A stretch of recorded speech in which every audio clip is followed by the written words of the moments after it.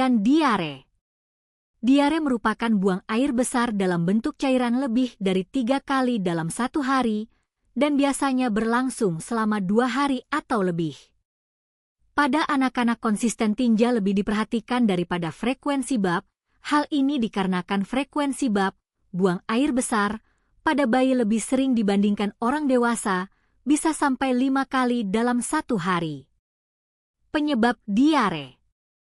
Penyakit diare dapat dipengaruhi oleh 3 faktor, yaitu faktor host, pejamu, agent, agen penyebab, dan environment, lingkungan.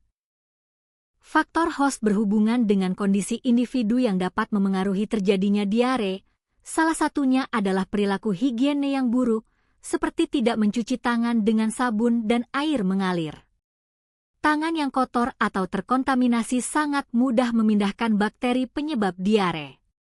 Faktor agent adalah agen penyebab penyakit, yang dalam hal ini bisa berupa infeksi saluran pencernaan, misalnya akibat infeksi sejak lahir, malabsorpsi, atau konsumsi makanan yang tercemar.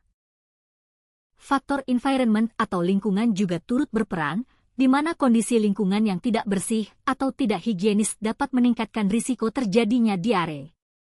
Dampak diare. 1. Kerusakan jaringan usus. 2. Demam. 3. Sakit perut. 4. Penurunan nafsu makan. 5. Lelah. 6. Penurunan berat badan. 7. Kehilangan cairan dan elektrolit. Populasi rentan. Kategori umur yang paling rawan. Terkena diare adalah kelompok anak. Beberapa faktor yang dapat memicu kerentanan terhadap diare pada bayi dan anak-anak, antara lain, pemberian ASI kurang dari 2 tahun, kekurangan gizi, imunodefisiensi, imunosupresi, faktor lingkungan dan faktor perilaku.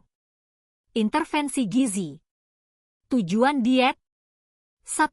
Memperbaiki keseimbangan cairan dan elektrolit. 2. Memenuhi kebutuhan zat gizi tanpa memperberat saluran cerna. 3. Mengganti zat-zat gizi yang hilang. 4.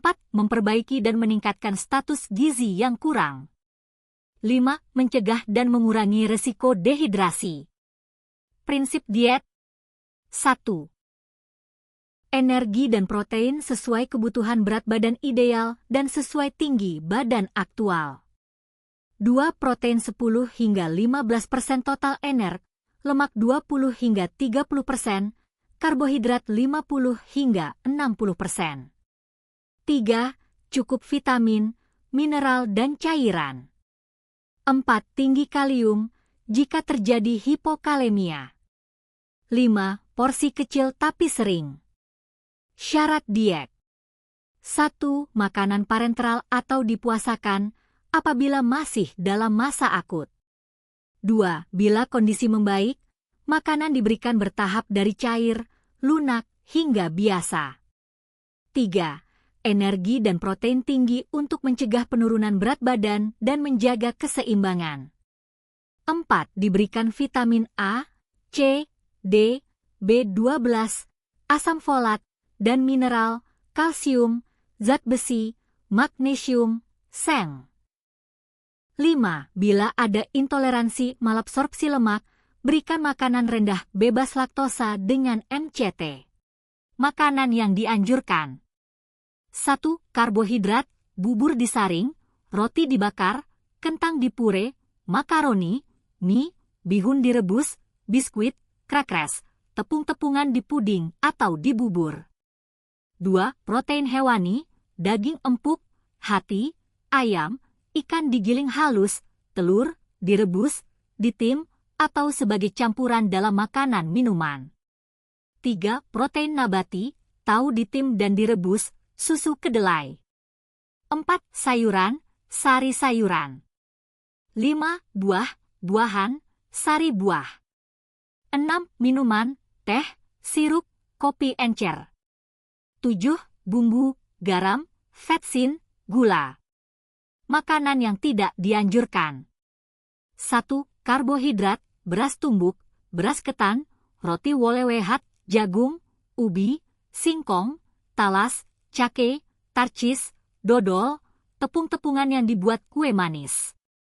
2. Protein hewani, daging berserat kasar, ayam dan ikan yang diawetkan, digoreng, telur diceplok, udang, kerang, susu dan produk susu.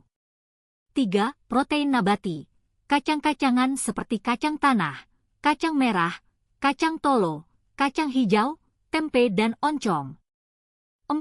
Sayuran, sayuran dalam keadaan utuh. 5. Buah. Buah dalam keadaan utuh. 6. Minuman, teh dan kopi kental, minuman beralkohol dan mengandung soda. 7. Bumbu, bawang, cabai, jahe, merica, ketumbar, cuka dan bumbu lainnya yang tajam. Contoh menu. Makan pagi, bubur ayam. Selingan 1, sari buah pepaya. Makan siang, nasi tim, daging cincang, sayur labu siam, dalam bentuk makanan saring. Selingan 2, sari buah jeruk manis. Makan malam, mashed potato.